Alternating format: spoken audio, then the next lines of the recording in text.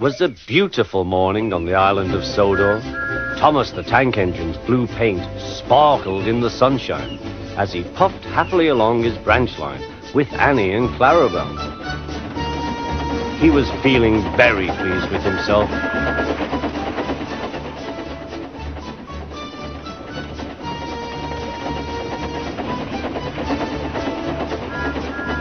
"Hello, Thomas," whistled Percy. "You look splendid."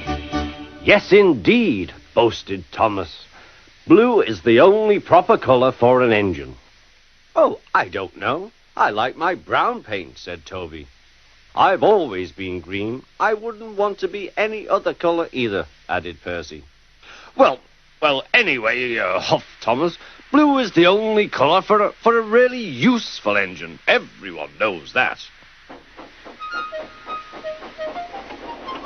Percy said no more. He just grinned at Toby. Later, Thomas was resting when Percy arrived.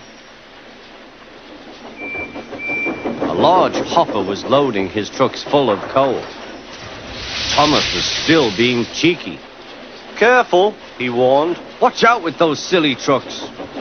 Go on, muttered the truck. "And by the way," went on Thomas, "those buffers don't look very safe to me." The last load poured down. "Help! I'm choking!"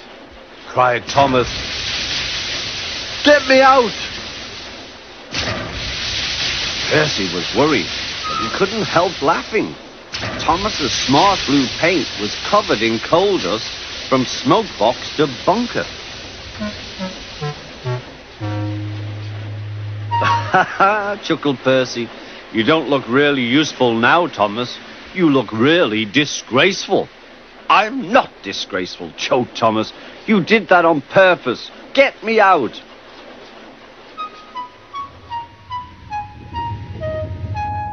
It took so long to clean Thomas that he wasn't in time for his next train. Toby had to take Annie and Clarabelle. "Poor Thomas," whispered Annie to Clarabelle. They were most upset.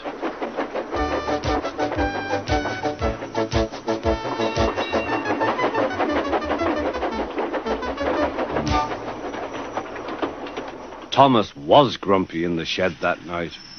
Toby thought it a great joke, but Percy was cross with Thomas for thinking he had made his paint dirty on purpose. Fancy a really useful blue engine like Thomas becoming a disgrace to the Fat Controller's railway. Next day, Thomas was feeling more cheerful as he watched Percy bring his trucks from the junction.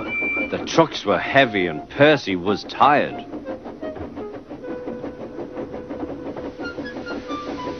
"Have a drink," said his driver, "then you'll feel better."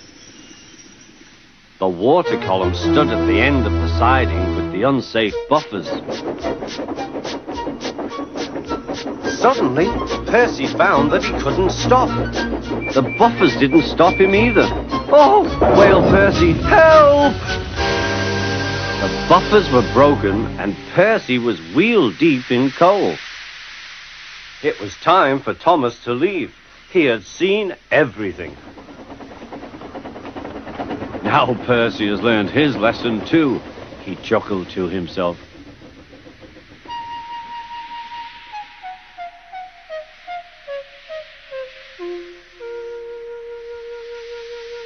That night, the two engines made up their quarrel.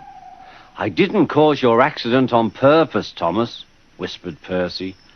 "You do know that, don't you?" "Of course," replied Thomas, "and I'm sorry I was cheeky. Your green paint looks splendid again, too. In future, we'll both be more careful of coal."